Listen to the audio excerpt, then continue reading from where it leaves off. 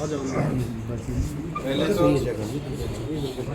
जिस प्रकार से प्रोक्योरमेंट प्रदेश भर में चल रही है, मैं आपके साथ साझा करना चाहूँगा। लगभग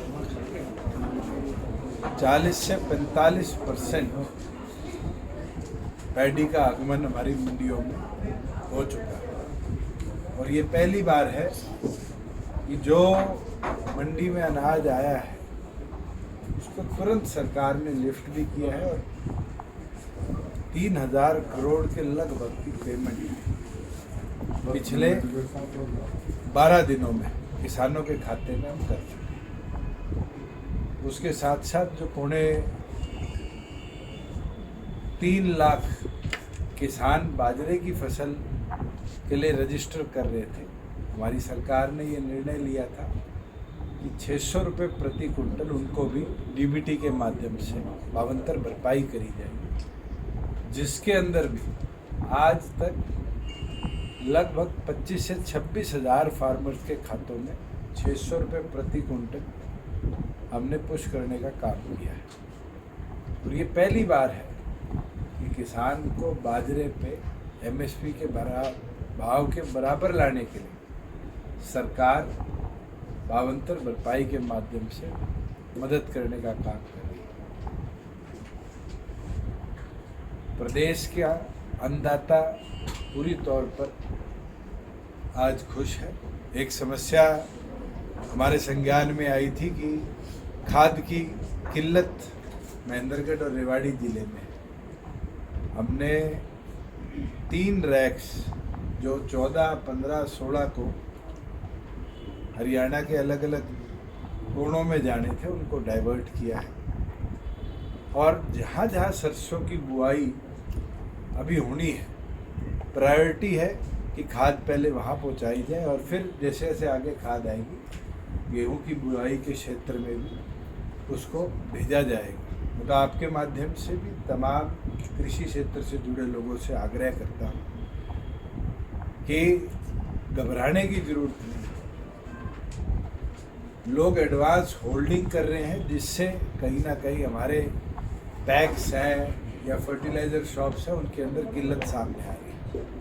सरकार द्वारा तमाम डिप्टी कमिश्नर को आदेश दे दिए गए हैं किसी प्रकार की भी किल्लत ना आए। एडिशनल स्टॉक्स चाहे वो रेवाड़ी जिले के अंदर हो, भिवाड़ी के अंदर हो, महेंद्रगढ़ के अंदर हो, मेवात के अंदर हो, जहाँ जहाँ सरसों की बुआई बड़ी मात्रा में होती है वहाँ पर सरकार द्वारा ऑलरेडी भिजवा दिया गया है। डीएपी परवल में मिल रहा किसानों को, डीएपी हो, यूरिया हो, आज उसके ऑल्टरनेटिव मार्केट में अवेलेबल है। जैसे सरसों वाले क्षेत्र के अंदर एसएसपी आप यूज़ कर सकते हैं, गेहूं वाले केंद्र में आप एनएपी का इस्तेमाल कर सकते हैं। और केंद्र ने उनके भी रेट्स को इन फसलों के बराबर लाने का काम कर दिया है। हमने एग्रीकल्चर विभाग की ड्यूटी लगाई है कि जागरूक किसानों को भी साथ के साथ करते रहें। और जो आप बता रहे हैं कि डीएपी नहीं मिल रहा, इस एरिया में तो ज़्यादातर गेहूं की बुआई होती है।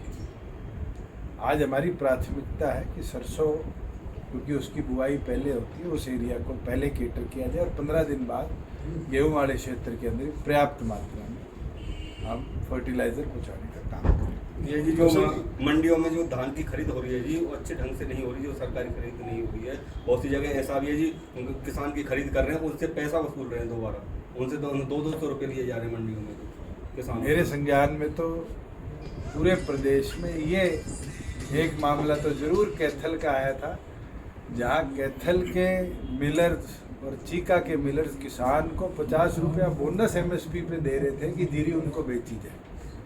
अगर आपके सामने कोई ऐसा मामला है जहाँ मॉइस्चर के नाम पे कोई काटता है, किसान एग्री करता है, वो फार्मर और आड़ती की खुद की सहमति है। अदर देन दैट वो एमएसपी पे नीचे खरीदी जा रही है तो आप उसकी कंप्लेंट नहीं रहे, इसलिए किसान सीधे करनाल ले जा करके बेचने के लिए मजबूर हो रहे हैं। और करनाल बता रहे हैं आपकी नॉलेज में डाल दूँ, मेरी फसल मेरा ब्यौरा के अंदर प्रत्येक किसान जो रजिस्टर करता है उसको ये निर्धारित मंडी दी जाती है कि आप अपनी मंडी में ही बेच पाओ, फ्री गेट पास कटता है। ऐसा कोई फार्मर को आज के दिन अलाउंस नहीं है कि वो पलवल से माल करनाल लेके जाएगा।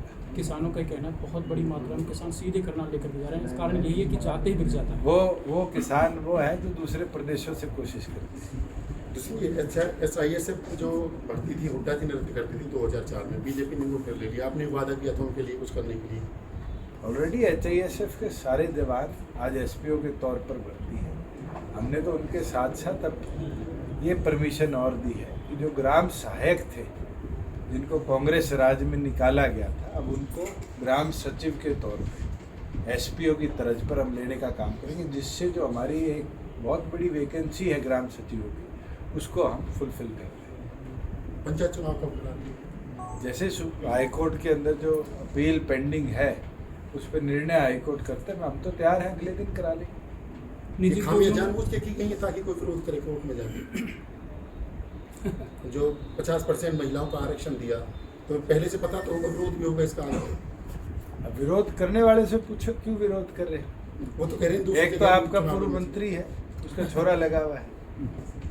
ये तो वो लोग हैं जो कहीं ना कहीं महिलाओं को बराबरी पे आने नहीं देना चाहते। हमने तो 50% वो विरोध इस चीज का नहीं करे, वो हिस्सेदारी लाने का 50% पे महिला लड़नी चाहिए, वो इसका विरोध कर रहे हैं। चलो वो तो हर एक का अधिकार है, हमने तो बराबरी पे लाने का काम किया। किसान आंदोलन को लेकर क्या बोलते, लगातार किसान धरना जो कल अराजक घटना होता जा रहा है। जी सिंगू बॉर्डर पे सिंगू बॉर्डर पे हुई, बड़ी निंदनीय घटना है। और जिस प्रकार से संयुक्त किसान मोर्चा ने इससे अपने आप को अलग किया, ये दर्शाता है कि अब उनकी लीडरशिप जो क्वालिटीज थी वो भी कहीं ना कहीं खत्म हो गई। अगर सरकार में कुछ गलत होता है तो सरकार के जिम्मेवार लोग उसकी जिम्मेवारी लें। नहीं, सरकार केवल निंदा अगर- करके क्यों रह जाती है? कोई पार्टी में होता है तो पार्टी का मुखिया उस चीज को मानता है। ये आंदोलन 40 यूनियंस द्वारा चलाया गया, उनके द्वारा निमंत्रण देकर लोग वहाँ आए। और इस तरह का एक बारबेरिक एक्ट इसको बोले हम, जहाँ एक आदमी के हाथ पांव काट दिए गए, उसको टंगा दिया गया, एक व्यक्ति उसके अंदर अरेस्टेड है। फॉरेंसिक टीम ने वहाँ जांच करी है, इन्वेस्टिगेशन अंडर प्रोसेस है। और एक नहीं, जो जो इस पूरे प्रक्रिया के अंदर इन्वॉल्व मिलेगा सख्त से सख्त कार्रवाई हम तो करेंगे। मगर मैं तो उन 40 नेताओं से ये आग्रह करता हूँ कि अब समय आ चुका, आप भी सच्चाई का साथ दें, आकर बताएं कि घटना क्यों हुई और इसका रिस्पॉन्सिबल आदमी कौन था।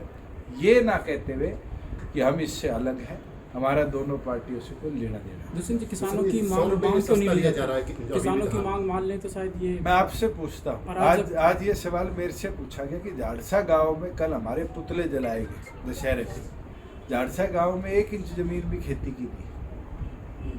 मैं तो आज आपसे पूछता हूँ, जो 3 बिल्स हैं इसके अंदर आप मुझे 3 काली चीजें बता दें, मैं भी आपके साथ खड़ा हूँ। फिर वही बात है, ये लोग इतने सालों से मतलब इतने महीनों से यहाँ बैठे हुए, साल भर होने को मैं तो है, कह रहा हूँ उनको डिबेट तो सड़कों से करिए। क्यों नहीं हटाया जा रहा? और आप देख रहे हैं रोज प्रतिदिन अराजक होते जा रहे हैं। सरकार केवल आप निंदा क्या निंदा निंदा आप ये चाहते करके हैं कि प्रदेश का निंदा माहौल करके खराब हो?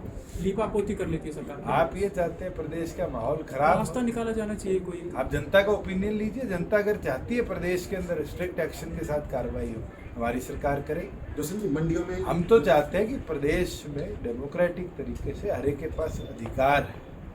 जनता की आवाज होगी कि उनके अधिकारों का हनन हो रहा है तो जरूर हमारी सरकार उसको परसों करेगी। सिंगू बॉर्डर पर जब हुआ है अराजकता हुई, एक तरह से नृशंस हत्या है और पूरी वीडियो उन्होंने खुद बनाई है, तो खुद हमने तो वायरल की है। ऑलरेडी एक जो मुख्य आरोपी था जिसने क्लेम किया है मैंने मारा है, उसको अरेस्ट कर लिया है और किसी को भी नहीं छोड़ेंगे जो इसके अंदर इन्वॉल्व थे।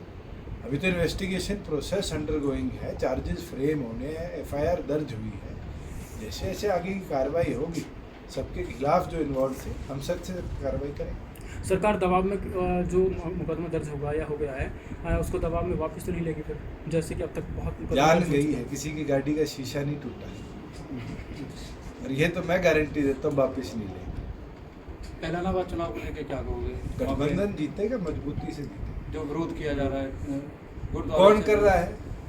किसकी आज तरफ में से बैठ हुआ? देख लो उनके कौन सी पार्टी के, आपको पता चल जाएगा विरोध करने वाले कौन। ये तो आजकल फैशन बन गया कि इनेलो और कांग्रेस के लोग काले झंडे लेके आ जाते हैं और विरोध करने लग जाते हैं, और उनका खुद का पॉलिटिकल ग्राउंड खिसकता देख उन्हें नई तकनीक अपनाई है कि विरोध कर लो।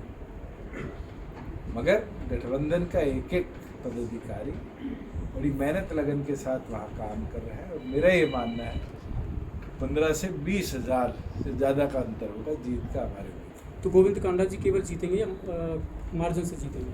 बड़े मार्जिन से। वहाँ तो लोग कहते थे हम प्रचार में नहीं जाएंगे तो जीत जाएंगे, और अब सारे प्रचार में उतरेंगे।